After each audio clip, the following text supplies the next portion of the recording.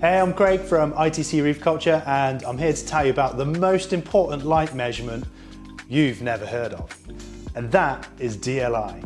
Now, DLI is Daily Light Integral, and it is simply the most important light measurement. You've paid good money for your reef tank light, and if you're just measuring PAR, then you're not measuring everything that light is doing for your corals.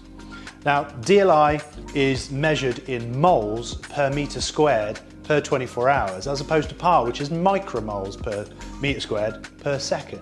So there's a big difference in the numbers, especially mathematically wise, but otherwise it's measuring the same thing. It's from 400 to 700 nanometers, and it's the total of all of that light.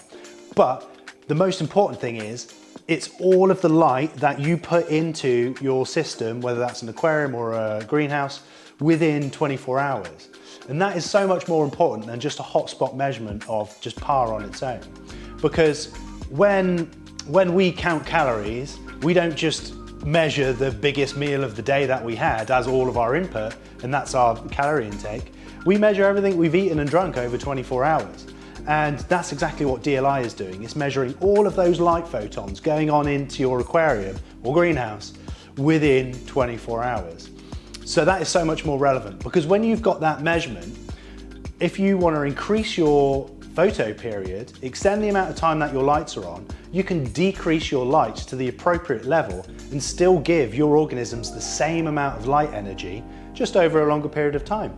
And it's the same if you want to make it shorter. You can shorten the photo period, the on and off time, and then increase your light levels. Now, obviously you have to light acclimate your organisms to those new time scales, but you're able to do that and give them the same amount of light if you use DLI. You cannot do that with PAR alone because it doesn't tell you enough information.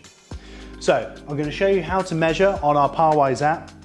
We've got the sensor on the desk here. Now, this has been on for a couple of hours. We've been doing lots of little measurements and recording videos this morning. So the result is a little bit strange, but hopefully I'll explain it for you. So simply you go to home, the little house in the top left corner, and then you drop down to time analyzer. And this is where you'll find your DLI measurement. So this is the DLI graph. We've got it on from earlier on this morning up to a couple of hours ago, where we are now.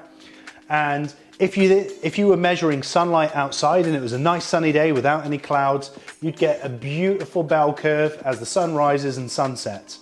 If you get some clouds in there, it's going to go up, it's going to dip a little bit as it's cloudy, and then it'll peak up and then come back down again. It's a really cool, interesting measurement, so I'd wholeheartedly recommend you do it. But otherwise, if you're measuring it on your tank and you've got a dimming cycle, you'll see how smooth that dimming cycle is, or how upwards kind of linear it is, cut off and down again. All depends on what your settings are like and what your light can do. But the main important factor is you're able to measure all of the light photons going on, even throughout those dimming periods, because they all count. And PAR can't do that on its own. So that's why DLI and also measuring your spectrum are so important together. PAR really is just a hotspot measurement just to make sure you're not overcooking your corals. So hopefully I've explained DLI as small as I can, and you've enjoyed this. Please check out our other videos, and we'll see you on the next one.